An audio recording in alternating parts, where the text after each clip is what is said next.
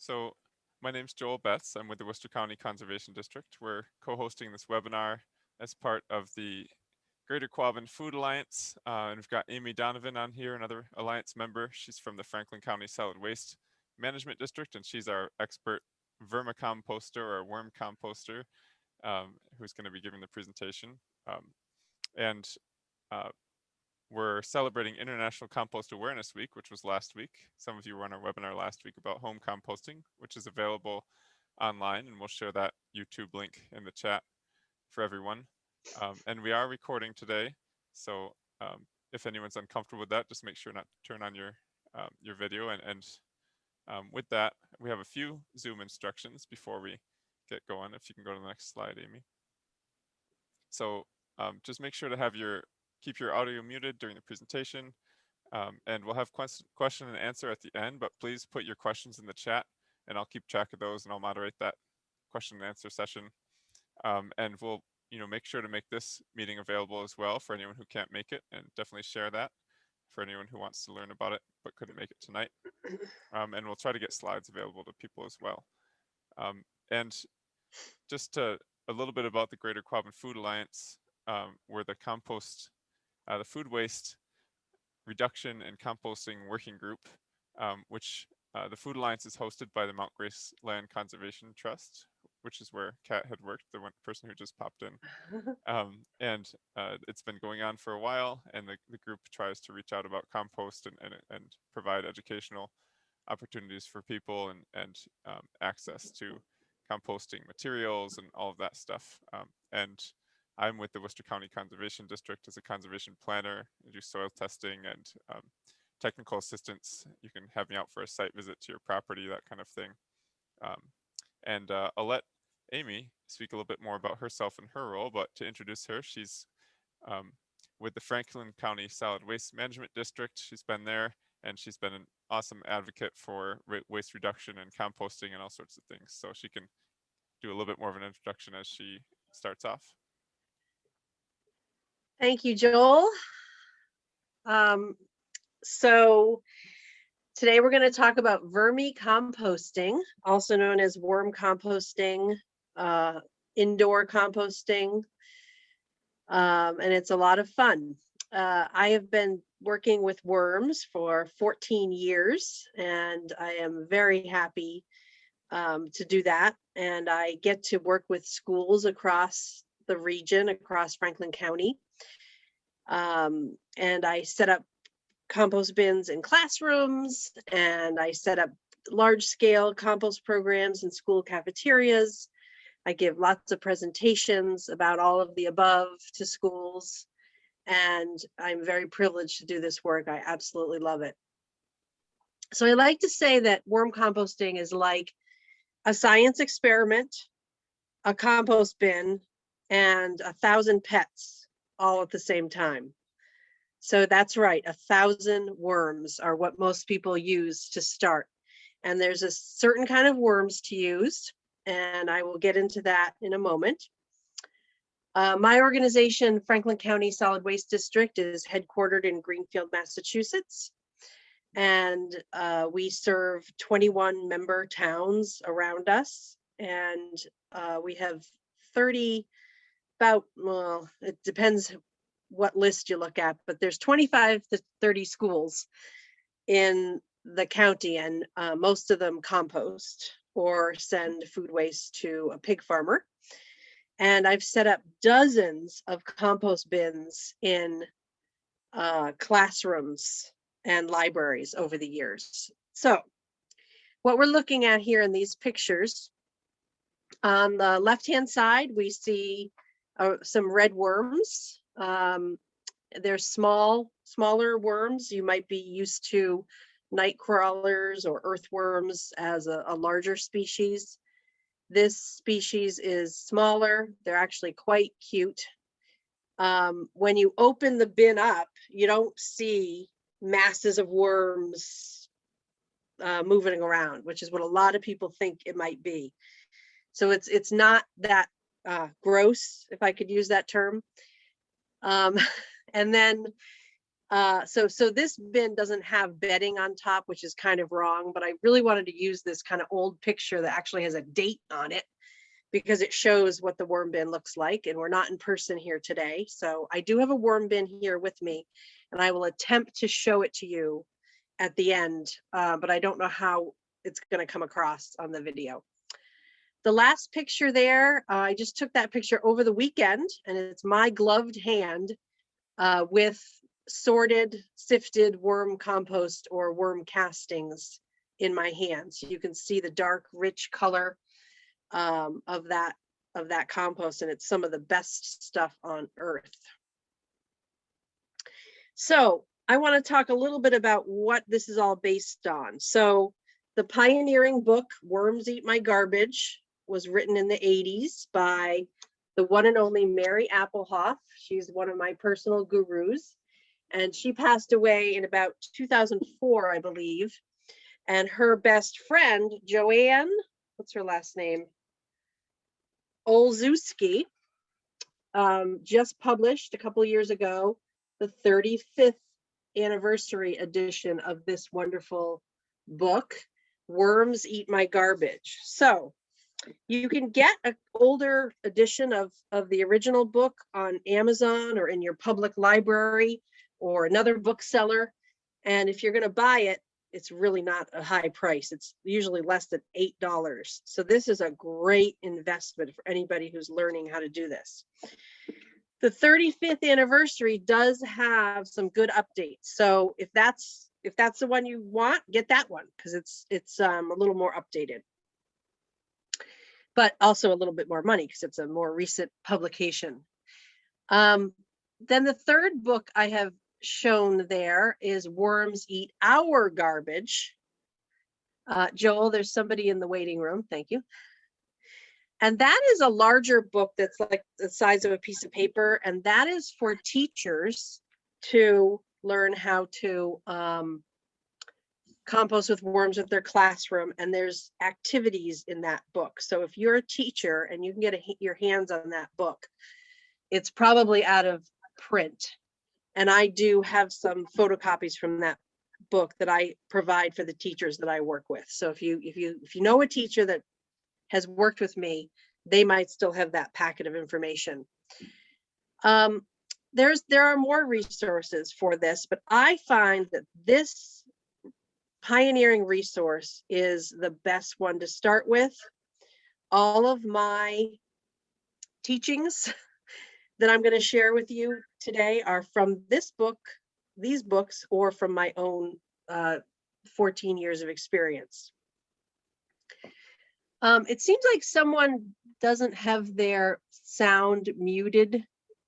Joel, can you mute everybody? Because I'm getting my own voice feedback a little bit. Nothing's perfect. Oh, I can see who it is. It's Marilyn. Marilyn, can you mute? I got it as well. Okay, great. Sorry, Marilyn. I was on mute. I don't want to call you out. No, that's all right. We want to make sure we have good sound quality. And I may take this moment to share the first poll results about composting. Thank you. So are you composting currently, and how?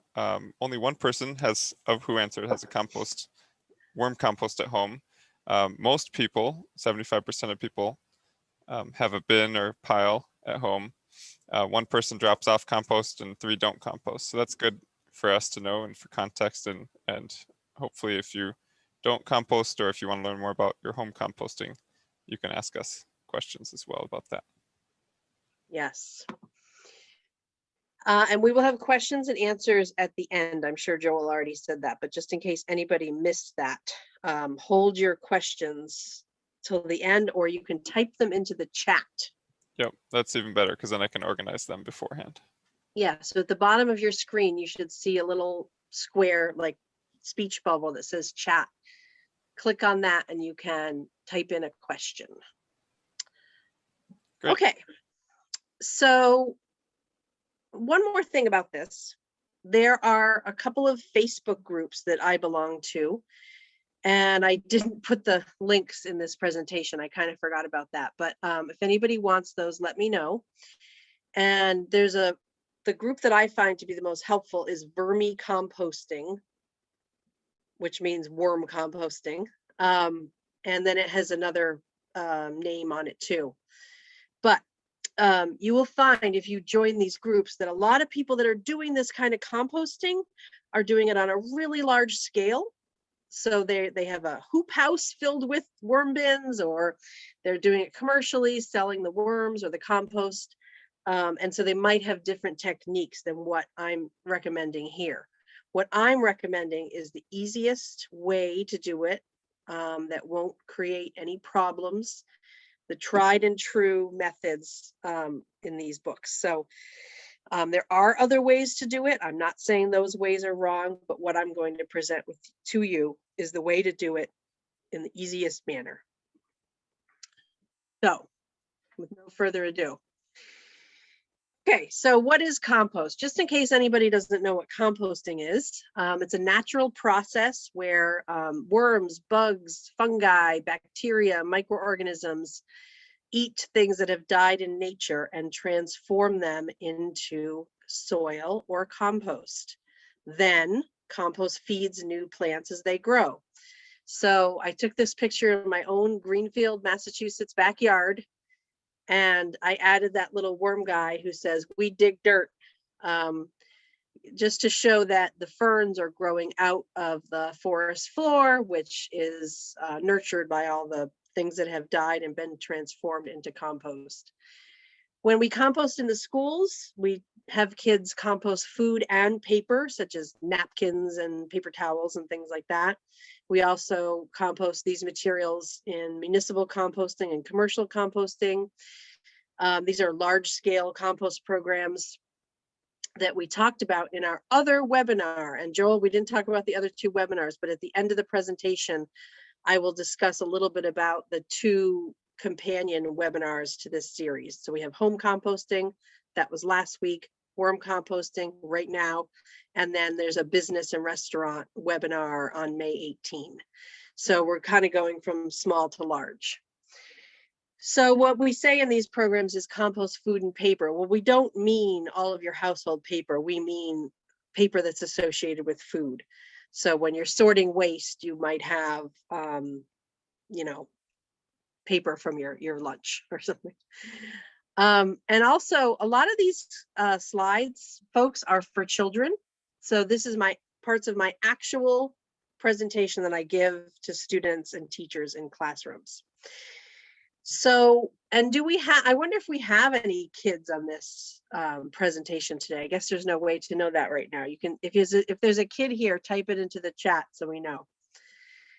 So fruits and vegetables can turn into soil. So if you eat an apple and you have a core, or if you have some lettuce that you're preparing for dinner, there might be a couple of pieces of lettuce that are not looking so good. These are the kinds of things that we can easily compost, and they will turn into soil over time and with the right environments. Compost is really great for plants. You can use your finished worm compost or your finished home compost in your gardens and on your lawns, under shrubs. You don't have to be a master gardener to use compost. Anybody can grab a shovel and put some compost around their yard. It works really well when you mix it with the existing compost or soil that's there. A lot of people call compost garden gold. If you use chemical fertilizer, sure, you're adding some nutrients, but you're probably not adding minerals to the soil when you're using chemical fertilizers. Compost adds minerals. We can reduce watering needs by using compost in our gardens and improve soil structure. And there are a lot more benefits that I'm not going to go into today, because we really delved into this deeply last week at our home composting webinar, which anyone can look at the recording of, and I have the link at the end of this presentation. So here's one of my kid slides. Everything that we compost, that we keep out of our trash can, whether it be at home, at school, at work, at a church, at a business, every little piece is going to save space somewhere in a landfill, some people call it a dump, or an incinerator. Actually, a lot of our trash in Massachusetts is incinerated at waste to energy facilities. Well, guess what? They don't really love food waste because it's wet and it's dense and it's hard to burn it. And they burn materials, waste materials, to make energy. So it's much better to return things that came from the earth, return them to the earth in your own backyard or your own compost bin. One more thing about landfills, we don't have very many left in Massachusetts in the Northeast, so it behooves us to save space in landfills, to save money by diverting materials away from landfills and incinerators, and to consider the carbon footprint of our trash when it's getting trucked or sent by rail to further and further locations. There's a picture here of Northampton landfill, which my colleague took back in June of 2009. And it has been closed now and filled up for a few years. So there aren't as many landfills left in Massachusetts, and they will all be closed within about 10 years. Joel, you're really recording this, right? I don't see a little recording button. I'll let him sort that out. It says it's recording on my side. Yep. Okay, good. Okay, so this is the point where I usually am talking to a live group of children and adults, and I say, who here likes to eat snacks and lunch and dinner? And everyone raises their hand. So if you eat food, you probably have food waste. And I've pictured here some of the most successful and problem-free foods for worms to eat. So we have the apple core, which is a great food for worms. We have the celery, broccoli stems, and bell pepper insides and tops. Okay, this material is some of the best worm food because it's not going to attract fruit flies. It's going to compost readily, and it's going to make some of the best soil. And it's a material that many people do have. So with this material pictured here, you should ideally chop up anything that's real stemmy into a smaller piece. No, nothing, no big deal. Just, you know, 1/2 inch or to 1 inch. It doesn't have to be, you don't have to put it through a blender or anything. Just chop it up a little bit. It'll be fine. The picture in the middle shows grapes, strawberries, these kinds of things. You know, sometimes you get a grape which doesn't look so good to eat. You have your strawberry tops. These kinds of materials are perfect for a worm bin. And then lastly, I'm going to show the melon family. Worms love melon rinds, which is a very bulky waste. If you have a watermelon and you cut it up and feed it to some people, you're going to have a lot of waste. And so you can compost it in your backyard, or you can compost it in a worm bin. The worms are going to love it.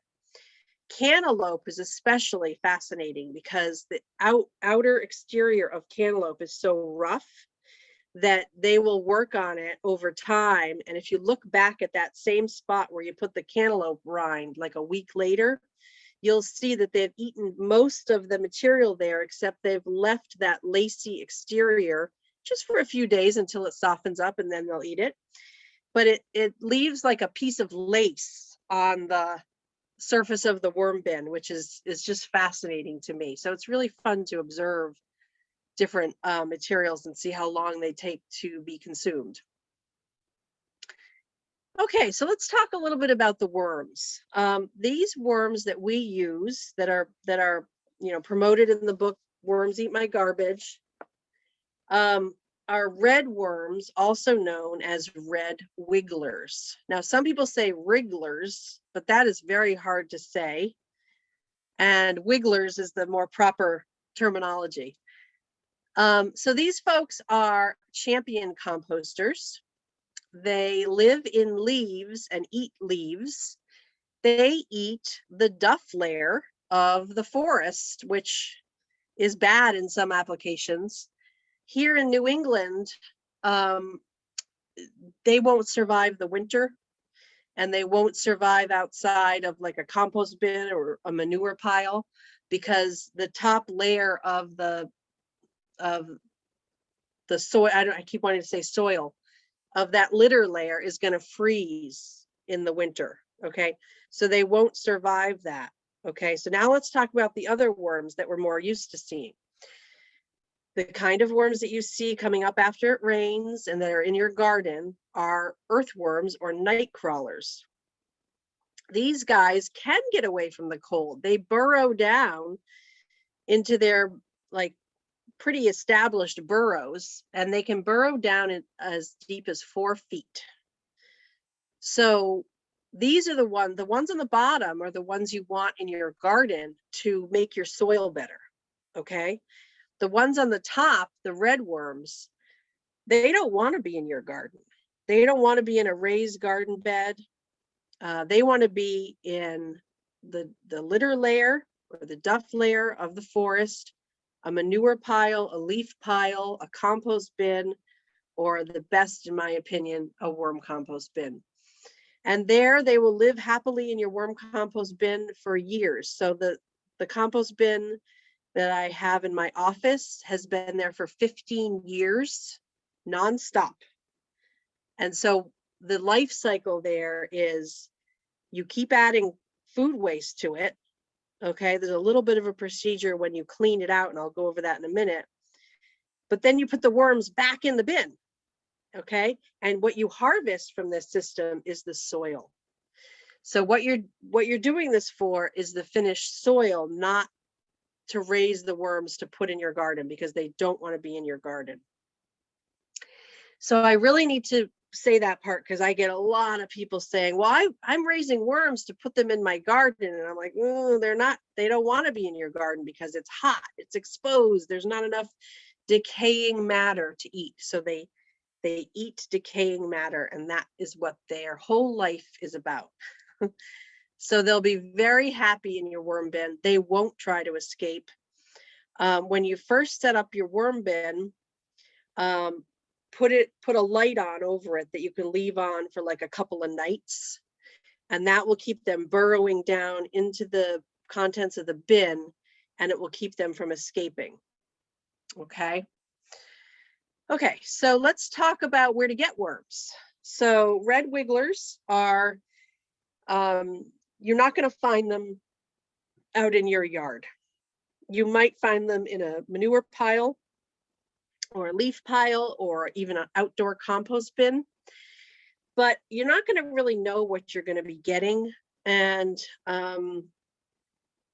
it's like, say you went to a compost bin that had a lot of worms in it. You know, unless you can really identify that they're red wigglers, you might have some problems if you try to set up a bin with that. So I say, if you want to just get started, get going with this, the best place to get them is from a friend who has a worm compost bin, preferably that they keep inside. Okay, so I'm going to talk a little bit more about inside versus outside in a moment. There are lots of reputable worm peddlers out there, and they know what this is all about. They're doing this for the same purposes that we're going over tonight. So I think getting them from a reputable worm seller is great. What they'll do is they'll ship them to you, and so you should make sure that you're not going to be away on vacation when the worms arrive, or that it's not, you know, a snowstorm isn't coming.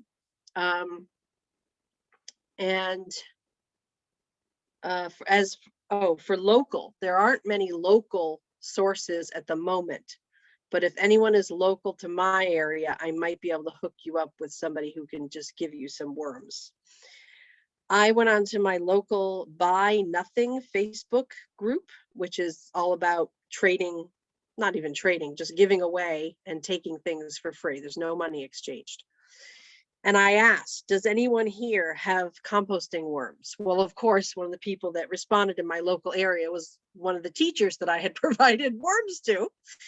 But there she is, and you know, she's got plenty of worms to share. So if you ask around, you might find that you find somebody local who has them. And that's the best way to get them, because they really do reproduce quickly, and anybody who has a bin has worms to share.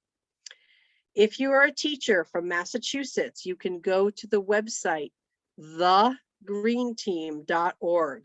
Don't just go to greenteam.org, because that's a totally different type of website. Please type in thegreenteam.org. This is a wonderful organization. It's run by the Mass DEP and the Center for Ecotechnology. There is a tab on that website that says request equipment. So you can request a certificate for free worms. And then there's some instructions there about how to do it, but you're here today, so you're going to know how to do it. But if you have friends who are teachers, you can tell them about the Green Team and tell them that they can join. You have to join first and then ask for a certificate with worms. There's some really great information out there. Here are two websites that I like, vermicomposting.com. And then the Worm Ladies, they're mentioned twice on this page. I just called her today, and Nancy at the Worm Ladies of Charleston, Rhode Island does have worms that she can mail out to you, or if you go to Rhode Island, you can, I guess, you go pick them up, but mailing them in this time of year is no problem. Just have your worm bin kind of ready so that when the minute you get it home, you can gently open it up and put them into the bin.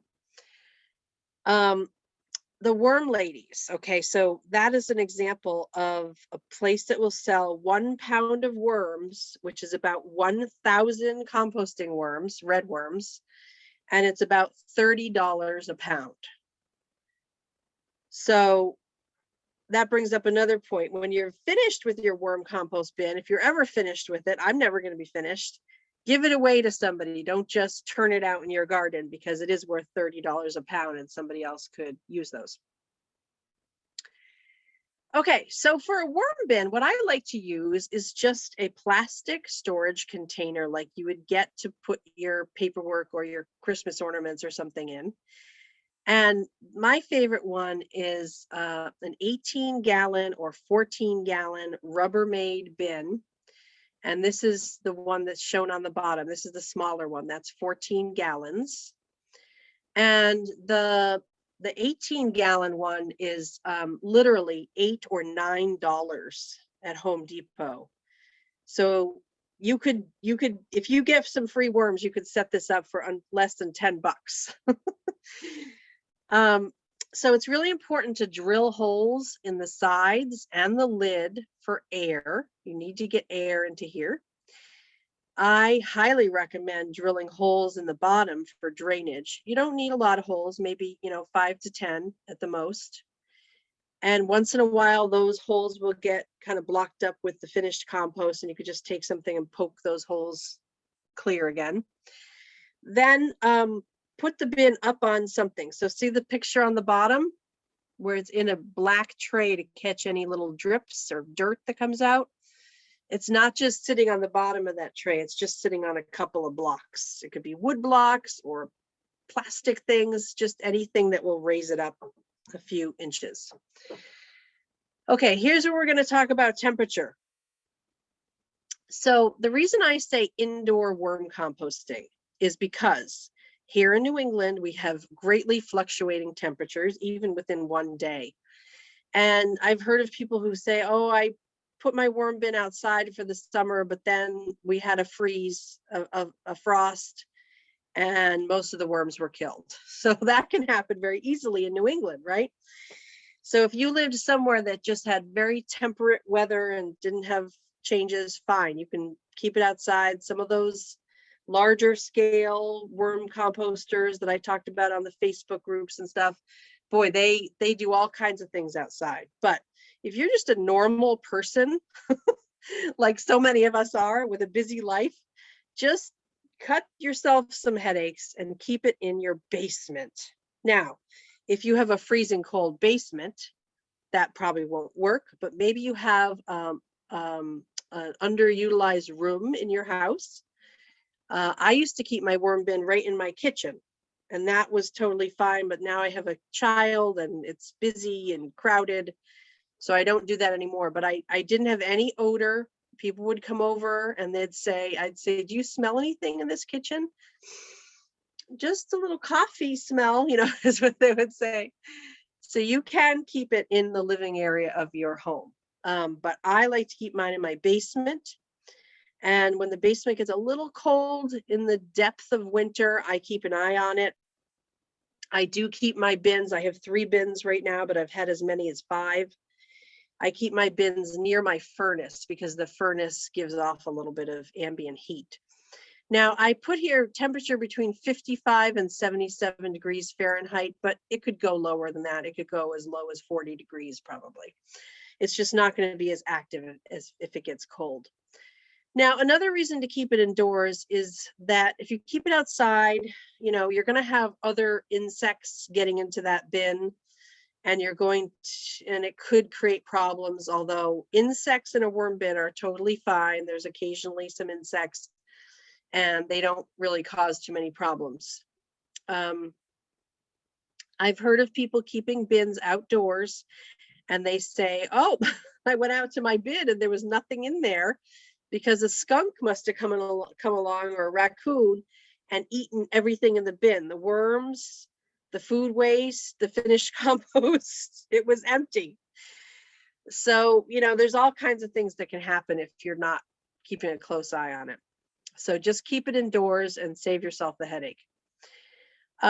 This is more for schools. I find that a school classroom is so busy sometimes. I say, hey, don't forget about us worms over here in the corner. Keep it in a visible place, because especially in a school atmosphere, it can get dried out because you have lots of blowing heat, and so you need to keep that bin moist. So we're going to talk about that now. Okay, so here's another kid's slide. There's a worm's bed, which is actually newspaper. So kids, when you get up on Saturday and Sunday morning and your parents are still in bed and you want breakfast, but they're still kind of sleepy, wouldn't it be kind of cool if you could just start eating your pillow and your blankets?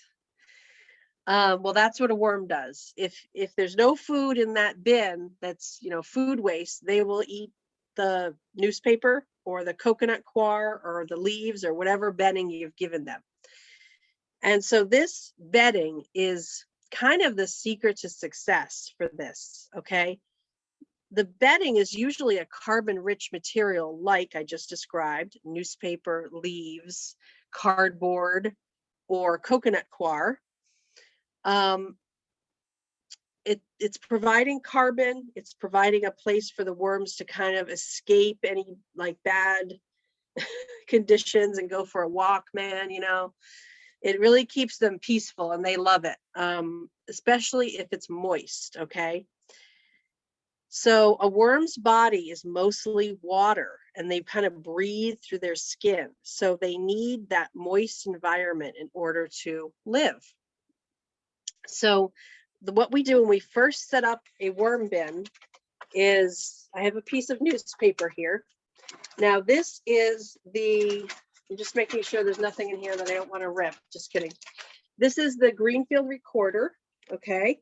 So if you live in Western Mass, you have access to lots of newspapers that are printed without toxic inks, such as the Daily Hampshire Gazette, the Athol Daily News. If you live in Central Mass, the Greenfield Recorder, the the Advocate, what's it called? The Advocate, the Daily Hampshire Gazette, and Amherst Bulletin. All of these are printed by the same company, and we know that they are water-based inks. If you don't know, just use the black and white newspaper. Don't use the color, okay? Because that would have the more toxic inks in it. But I believe most newspapers now are printed with carbon, water, soy, some sort of alternative ink. So I like newspaper because it's readily available. The worms love it. And it's easy to keep it moist, okay? So here's a piece of newspaper. I've got it folded over in the middle fold here. And all I'm going to do is just rip down from the fold. Okay, so you're making strips, just like paper mache. Anybody ever make paper mache? So you want strips like that, about, you can do it thinner, a little thinner is fine, 1/2 inch to 1 inch. Then you take all this shredded newspaper and you soak it in water for like at least 10 or 15 minutes, then squeeze it out and fluff it out to make your worm bedding. You will have to add more bedding periodically. Here it says 6 weeks. It could be longer than that. It's not a big deal. You can just add more bedding later on. Now in the picture on the right, you can see that there are some sprouts growing there, which is totally fine. They won't grow forever. They will eventually die, and you can just let the worms consume whatever has grown in there. So here on the left, you see finished compost and some food waste. Here on the right, you see what I've done there is pulled back that top layer of newspaper. So I just want to briefly mention the worm tower here. A lot of people have bought these in the past, 10 years, and they're great. I prefer just the simple, that green bin that's shown is a little small, but I prefer the 18-gallon bin. It's just easier to get good results. This to me is a little advanced, but I don't want to scare away anyone who wants to try this, okay? So it's expensive too. Like I said, the other worm bin you get for less than $10. This one's about $100, maybe even more. Now I have one that I was able to buy from someone who didn't want it anymore because they didn't like it. And it took me a little while to get the hang of it because it was a little different than what I was used to. So I found that the key to success with this system is not to use newspaper because it dries out very quickly. There must be a lot of airflow through this, or the bins. These are all bins. That's 4 different bins there. They're pretty shallow, so maybe that is why it just dries out really quickly. So what I have found that works is coconut coir. So this is a product that you can get in a really good garden store or order on the internet, and it comes in a brick. It's not expensive. It's like maybe $12 for 2 to 4 bricks. And what you do is you take another plastic bin that doesn't have holes in it, and you put, half of that brick or the whole thing, depending on what you're doing, into that bin with some water, and it expands. Okay, so that's great. You let it expand for, whatever it says in the instructions. There's instructions, because this is what people use it for, this and gardening and animal bedding and stuff. But the tricky part is you should really rinse it once or twice because it's got salt water in it, as it's from coconuts. So get a colander or cheesecloth and rinse some water through there to rinse some of those salts away, or else it's going to be too salty for the worms. I do want to point out this picture that I took on the right of the empty tray. This tray is the best thing I've ever found to sift compost, whether it be from my outside bin or a worm bin. So that's almost worth the $120 bin on its own. No, I'm kidding. But this tray is excellent. So I'm going to show how to use that later for that. The concept of this tray, one more thing about this system, is that the bin, like on the top, has the fresh food waste in it. The bins on the bottom are the older bins that don't have fresh food waste in them. So the theory is you leave those lower bins and like keep adding a new one on the top. So the one on the bottom is the oldest. You keep those older bins around for a while so that any worms that are in that compost will go to the top because they feed up. They go up to feed. Not always, but that's what they say. And then the bottom bin or two is mostly just worm compost. Okay. And then if the time thing comes in when the eggs that are in that, the cocoons, because they lay a lot of cocoons that are in that finished compost, will hatch and go up. So you'll be left in the bottom with a tray at a time of totally finished worm compost, which is the best compost on earth, in my opinion. Okay, so another kid slide. When you first set up a worm bin, I like to make what I call a worm sandwich. So the bottom layer, the first thing you put down is the soaked and shredded newspaper. Then you put the food waste, the worms, the eggshells, which I'll talk about in a moment, in the middle. And then the top layer of your sandwich, which is like your bread, is the shredded newspaper again, fluffy, damp newspaper. So the reason to set it up like this is you're just going to have the most success with the worms. They'll be able to go down into that bedding if they want to get away from that light bulb you've put above them for a few days to keep them there. And then they're covered on the top. As you go through time, that bottom layer is going to be consumed and go away, and you don't have to replace that. But if you're setting up a new bin or a new section of a bin, yeah, set up the sandwich. But in the subsequent weeks or months, you'll just be adding newspaper to the top occasionally. So when you feed the worms, peel back, and you can wear gloves or use a little garden trowel. You don't have to use your bare hand like I am doing in this picture. Pull back the top layer of newspaper and place food in the middle layer, and then gently cover up the food waste with the newspaper. And this is a really, really important step to avoid fruit flies. Another way to avoid fruit flies is to freeze your worm food. That's a really easy way to do it, because fruit flies often come from the supermarket. They come from your kitchen. They're laying eggs on like banana peels. And then do you ever notice you bring home some bananas and all of a sudden you have fruit flies? Well, guess where they came from? The banana peels. So if you always cover your food waste with bedding, you will have very little problems with fruit flies. I never have fruit flies in my basement worm bins. And if you want to take it the extra step, just freeze that worm food and you will be golden.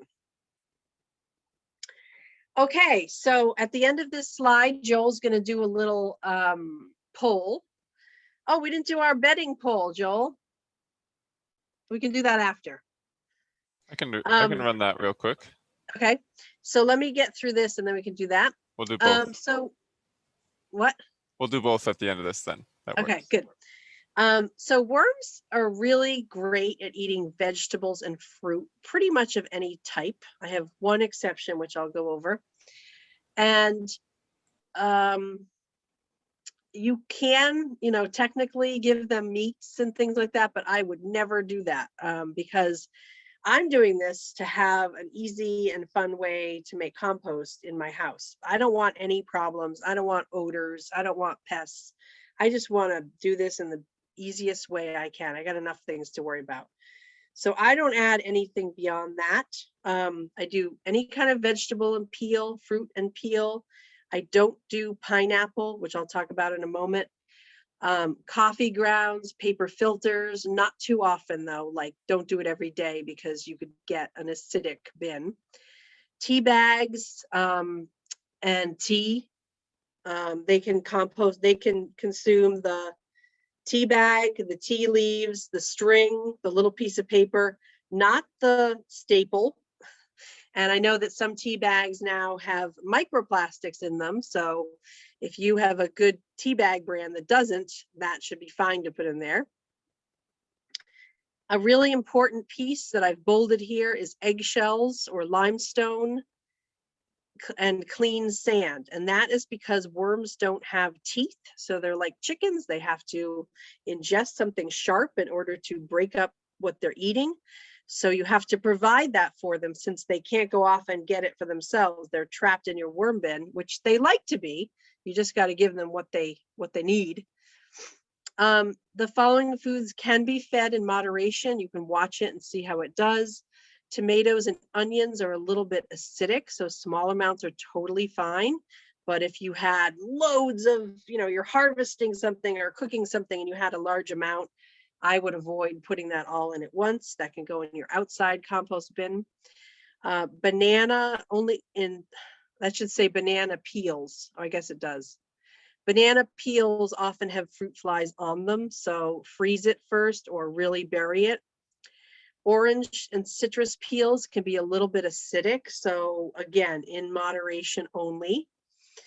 And then if you are just doing this in your house, sure, experiment with putting bread products in there. I don't recommend it for teachers and stuff because a lot of children seem to be allergic to mold these days. And a lot of people are allergic to mold. So I say avoid anything that can get moldy. So Joel has a poll for us that is about bedding material. So this was going to be 2 slides ago, but we forgot. So it says, what carbon-rich bedding material might you have access to? And so, wow, good results. Newspaper, not the sale pages, the regular paper. Cardboard, cocoa coir, rinsed, nice.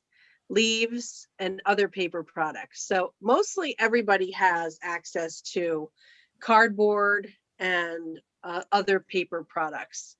The leaves and the newspaper are a little lower, and the cocoa coir is very low.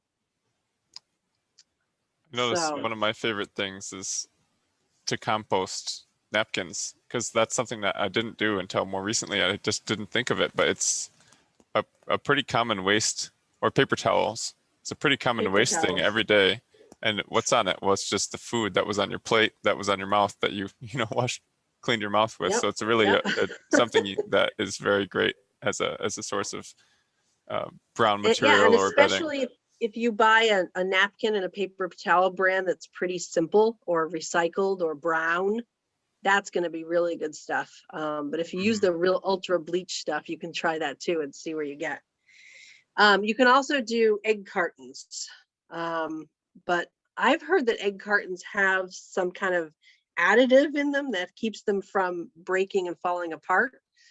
So I say stick with newspaper if you can get it. Okay, so we got that one. Now we're going to do food waste. Does everyone see those results? Did everyone get to see that?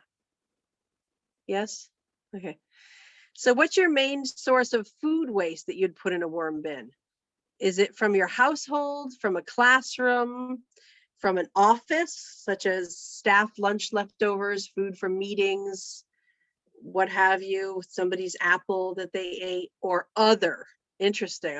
I wonder what that one person has that's other. It might be someone who has a horses or something. Okay, interesting. So most people are doing this for their household. Yep. And the last one, almost all the answers were everybody had everything but coconut. Yeah. Which makes sense. Who would have that unless you're in a tropical island? And okay. There's a question about colored cocktail napkins. Thought we could answer that now. What about that? Does that work? Or is that? I would assume that if it's for something that touches your mouth, that it's food safe dye, but I don't really know. So if in doubt, leave it out because you wouldn't want to kill your worms. But I think, anything that's kind of iffy like that, sure, it can go in the outside compost because it's so much larger and you're adding yard waste to that, I hope. Always add leaves to your outside compost. Oh, and by the way, I didn't talk about leaves as a bedding source. You can use leaves in a worm bin, but you're probably going to bring in some extra insects. Okay, so if you're not squeamish about that, go for it. You could use leaves. Oak leaves take a long time to break down, so any other kind of leaf will break down. I've seen somebody on the Facebook group for vermicomposting who put a bag of leaves in their freezer to kill any insects that might be on there. So weird thing to put in your freezer, a big bag of leaves, it was like, a grocery bag. But you could do that too. Another one, what about dried Spanish moss soaked in water? That's what someone asked. Absolutely. Yeah? Yes. And Don't maybe you the think? same thing with insects, but probably less than leaves, because a lot of insects lay their eggs in leaves, but probably less so up in the Yeah, trees. But yeah, I and think that that's a would make sense. product that's used for plants, right? So some people buy like a bag of that and put it like on top of their house plants because it looks pretty, or maybe there's some other use too. So it's kind of sterilized, I bet, because of that use. So sure, Oh, and sure. another one. What about shredded documents? Like, people have paper shredders. Yeah, that the some of the inks might be a little unknown. So if it has a lot of ink on it, I would say no. Um, Again, if it goes into your outdoor compost or a commercial or municipal compost program, as long as it's accepted there, I think you'd probably have less worry because we don't know what's in the ink that's in your printer. It might not be, um, carbon based. It might be more toxic ink materials. Okay, so it's equally as important not to feed worms certain things, such as meat, fish, chicken, any kind of bones, any kind of animal product, cheese, dairy, yogurt, butter. A little bit of butter's probably okay, but I wouldn't do it just because if something went wrong, it would be kind of gross. So I just keep this material out. Salad dressing, it's tempting to put your leftover salad into the worm compost bin collection container. And by the way, I just use one of those larger yogurt containers, like a quart of yogurt. And I put all my fruit and vegetable waste in there that I want to compost with the worms. And then when it fills up, I go and feed them. I give them about 2 to 3 of those a week, but start small. I'm going to get there. But start small when you first set up your bin. We don't want to feed worms pet waste or pet bedding. If you have a vegetarian type of herbivore pet that just eats vegetative material, like a rabbit, maybe a hamster, guinea pig, if they really eat a vegetarian diet, sure, you can experiment with giving them that material, but you'd never put into any home compost bin or even commercial municipal cat poop, dog poop, or human poop. No diapers, no cat litter, or anything that goes along with those 3 types of poops. Okay, so pineapple. Okay, so I have always read that the enzyme, I believe it's bromelain, I'm not saying that correctly, I'm sure, that is in pineapple. It's an enzyme that they use like in cooking to sort of digest meats and stuff, like mixing it up with that. Chefs do that, not me. But also for those of us who have had a baby or have grandchildren or children, the kind of old wives' tale, don't give the baby too much pineapple because it will actually hurt their stomach, because it will that enzyme will like eat away at their stomach lining a little bit. So the same thing applies to worms and their delicate skin. It could be harmed by that enzyme. Now, I've been saying this for years, but everybody on that Facebook list that I belong to says, oh, I feed my worms pineapple all the time. So I say don't, but they say do. So you can make up your own mind. I say feed in moderation. You wouldn't ever put there's a lot of waste from a pineapple. So you wouldn't put all of it in a worm bin. I would hope just a little bit would be fine. Okay, a really important food for worms is eggshells. As I said, they don't have teeth to chew food, so they can take some pulverized eggshell and keep that in their mouth for a little while until it dissolves, and then they'll have those teeth to chew the food. This is what makes it so important. It provides calcium for reproduction. So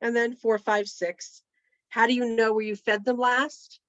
You can put a plastic spoon or a pencil kind of in or on the spot where you fed last so that you know.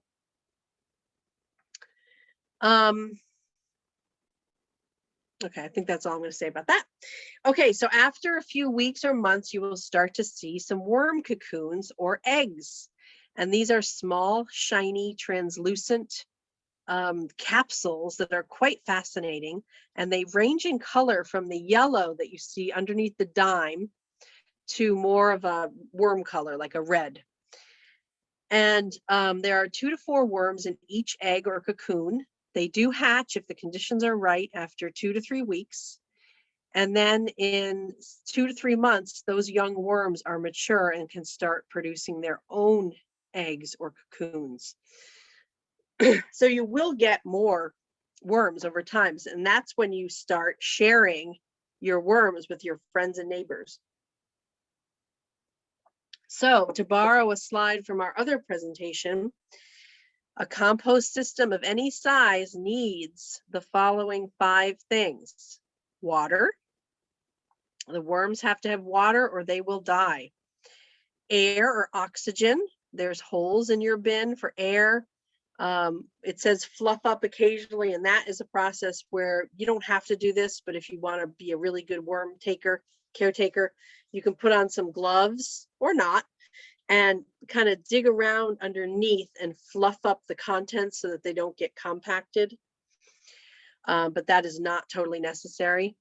You need to have brown materials, which are the carbon-rich bedding materials, green materials, which are the nitrogen-rich food waste. Even coffee is considered a green material, even though it's brown, because it's rich in nitrogen. And you want to have those brown carbon-rich bedding materials to sort of offset the food waste and keep the correct balance of brown to green.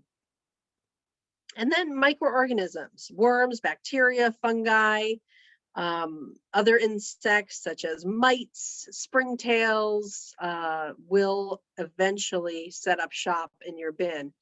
And that is fine. They're all part of the composting family as long as it doesn't get, out of control in any one insect or condition. Okay, so after, 6 to 9 months, you might want to get the compost out of there and harvest it. You will have finished compost in about 3 months, and so you can harvest it in a sooner time frame. But I don't want people to think that they have to compost it after 3 months. So this used to say 3 to 6 months. I switched it to 6 to 9 with that intention that you don't have to do it every 3 months. I don't want it to sound like a chore. Some of my bins, I haven't removed the compost in over a year, over 2 years for one of them, but it's okay. After, like, say 9 months to a year, it's not going to be the healthiest environment for the worms because they need to get out of so much finished compost. It's like soil, and so they need to get into some more bedding materials and less concentrated finished compost.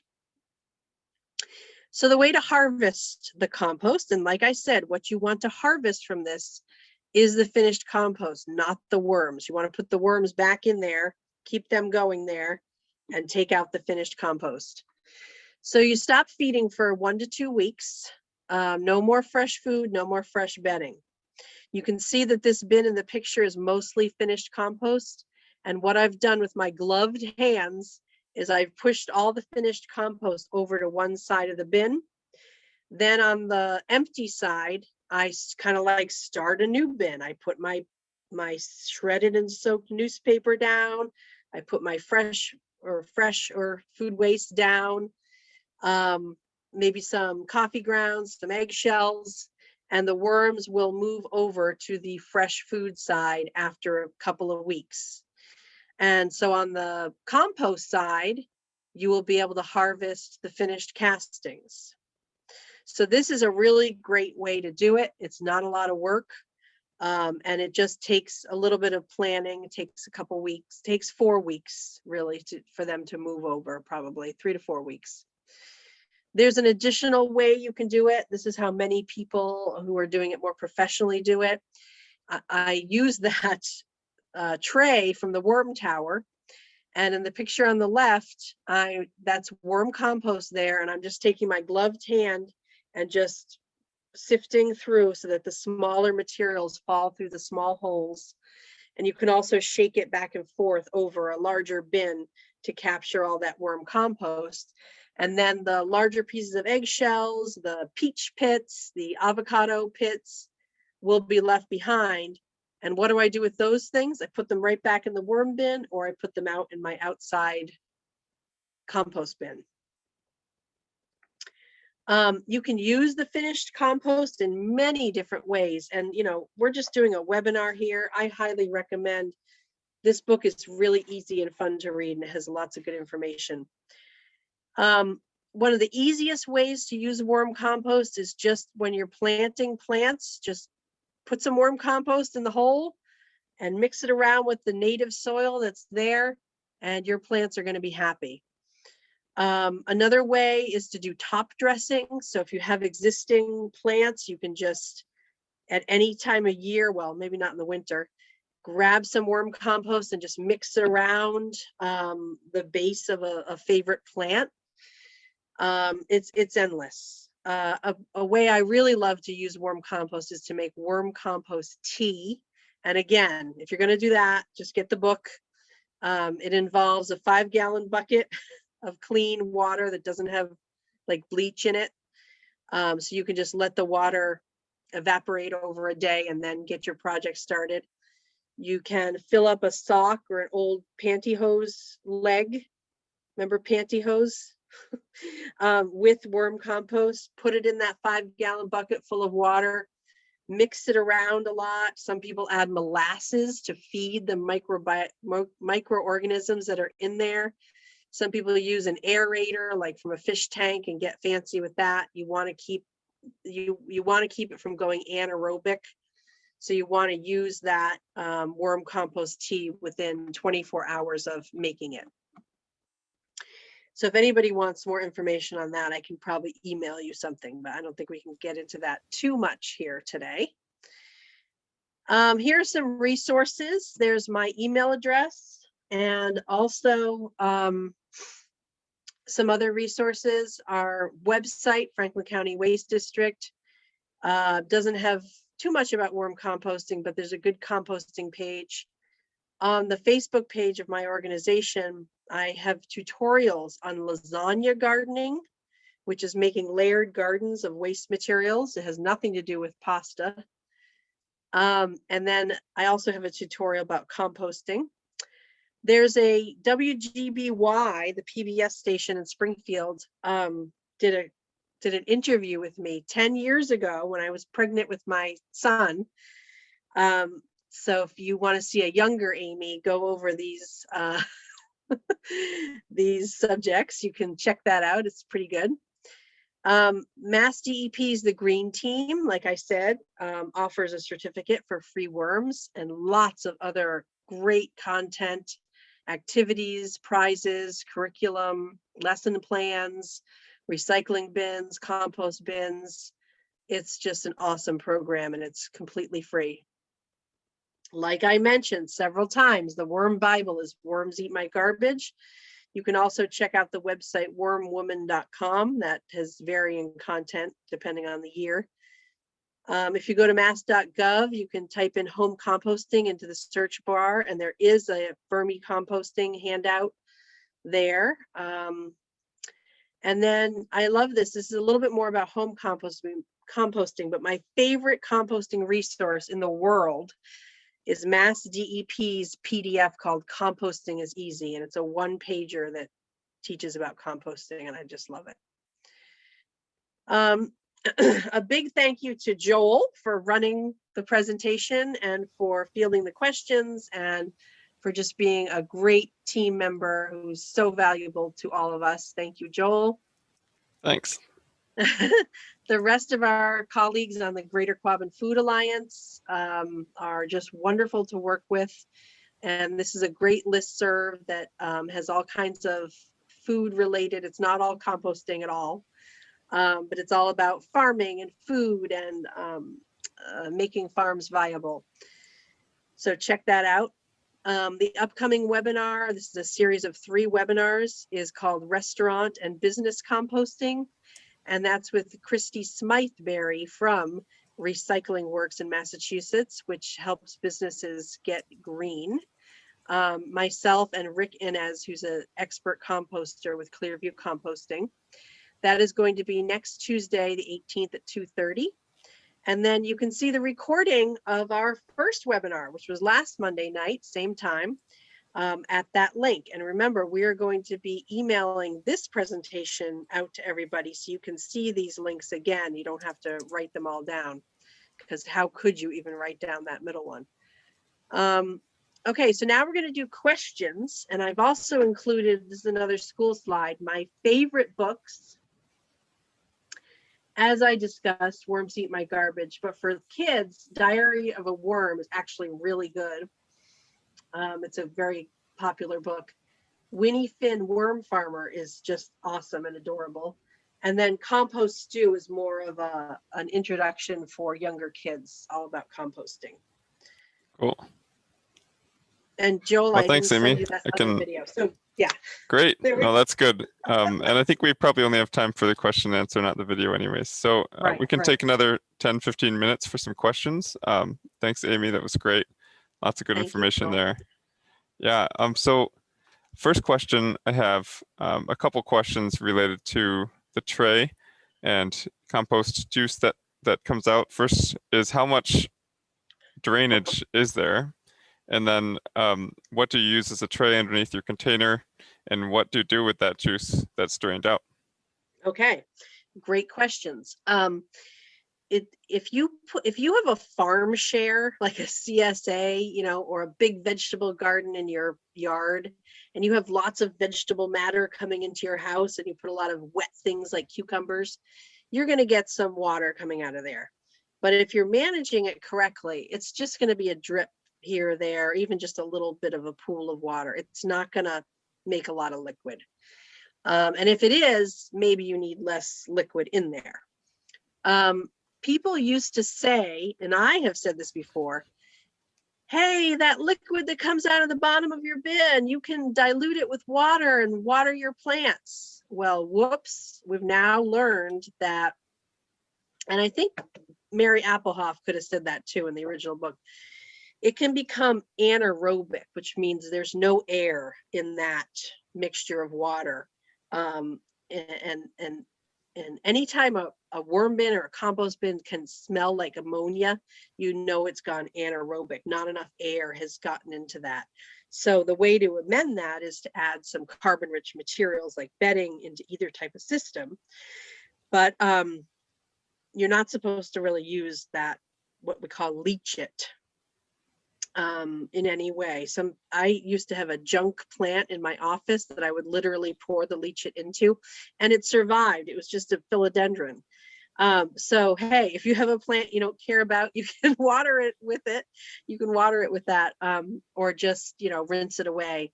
Yeah, it does have nutrients. Yeah, but it could be harmful if it's anaerobic. So worm tea and leach it are 2 different things. Worm tea is what I described with the 5-gallon bucket and the sock or cheesecloth full of worm compost that's allowed to aerate through that water for 24 hours. Okay, and then the tray type. The kind of nice black tray that I showed at the beginning is a concrete mixing tub, again from Home Depot. It's only about $6. That's the medium size. So if you want to buy something, that works really well. But like I said, lift up the bin on some blocks. Or even better, maybe you have a lid to another storage container that broke and you still have the lid, or you lost the bin, or you have an old boot tray or something that can serve as a tray. It doesn't have to be anything fancy at all. Did I get them Great. all, Joel? Yeah, thanks. No, that's really helpful. That's great.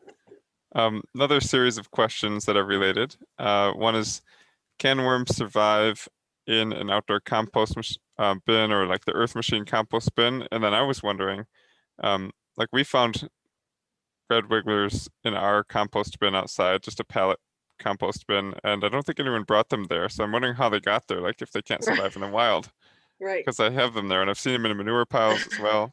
So can they survive? Yeah, so they will survive. I won't sing the song.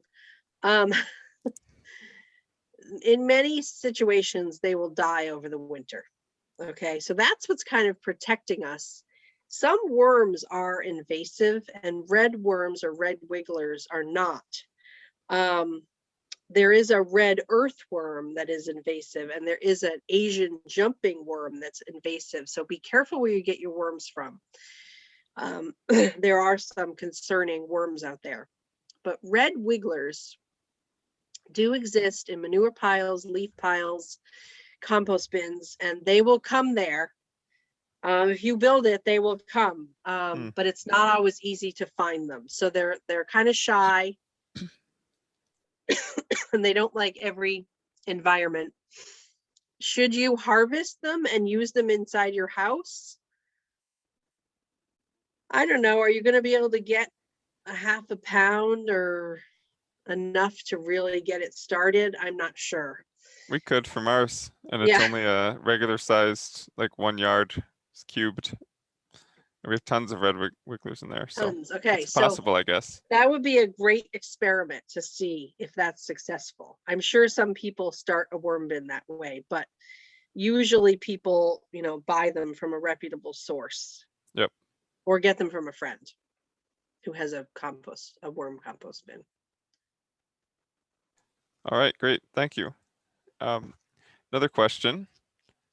Let's see, we've got a few people saying thanks and they have to take off, but there's still quite a few of us on here. Another question is about,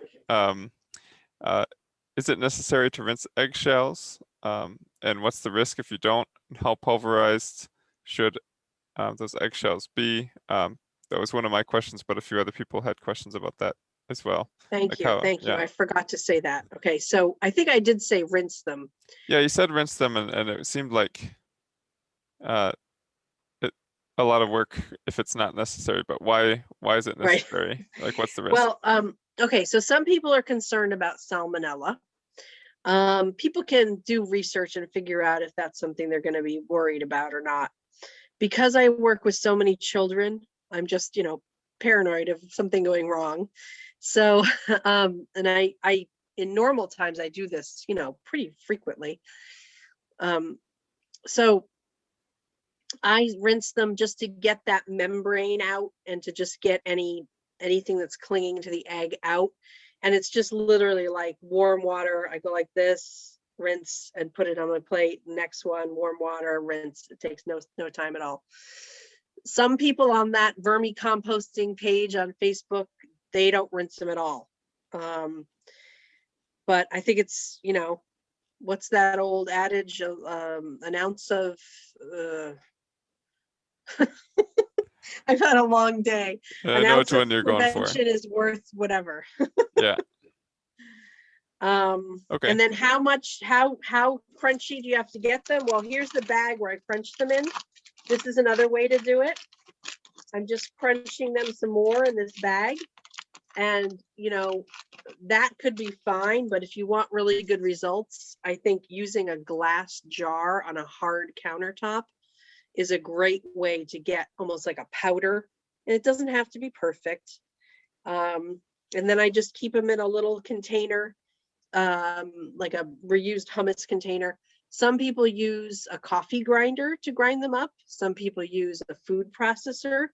I did find that it scratched my food processor when I did this, but we do have an old coffee grinder that we have used to grind up the eggshells. Okay. But you don't have to get high tech.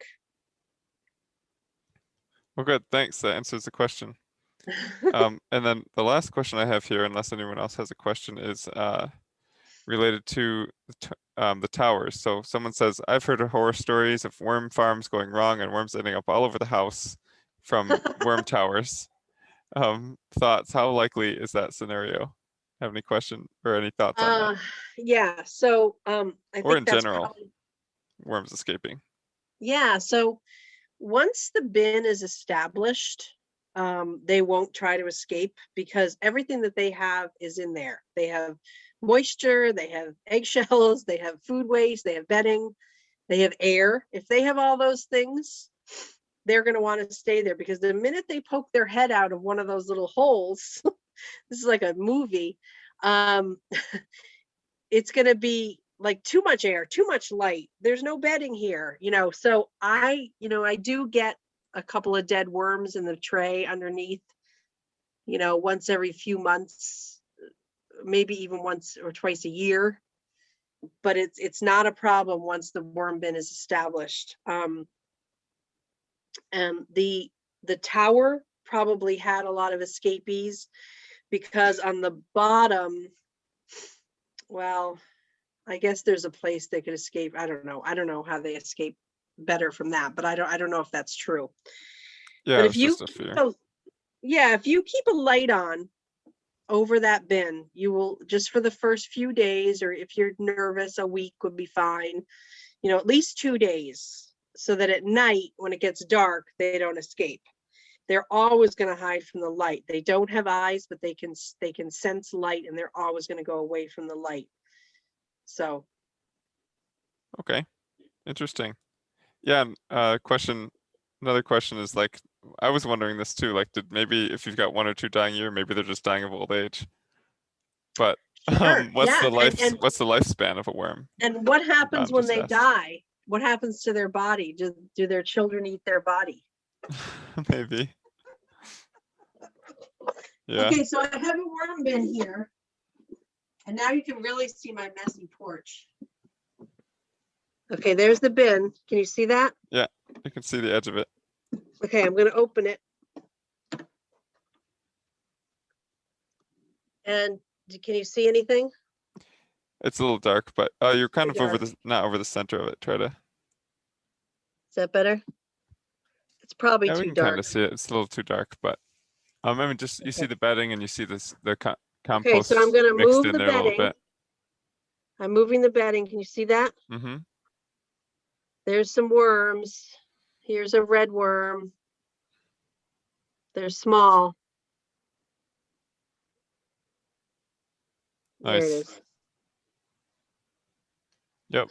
And you can kind of hear the, I wish I had brought a flashlight. I do have a flashlight here. I'm out on my porch.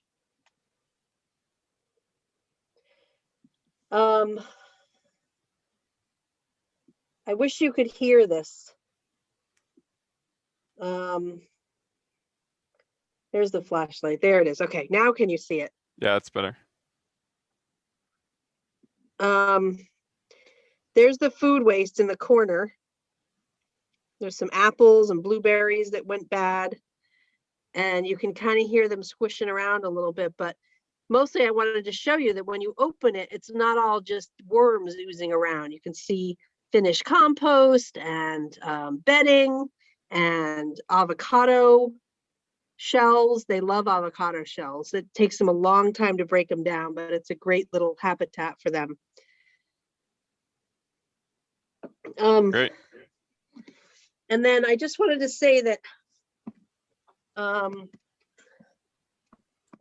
there's this Dr. Worm out of Amherst. I don't know if he's still doing it, but 10 years ago, I saw him at a fair or something and talked to him at length about worm composting. And he said, you want your worm bin to be like a gym for worms. You want different things in there so that they can get away from a food waste that they don't like, or help themselves to what they need. So you saw it a little bit in my bin.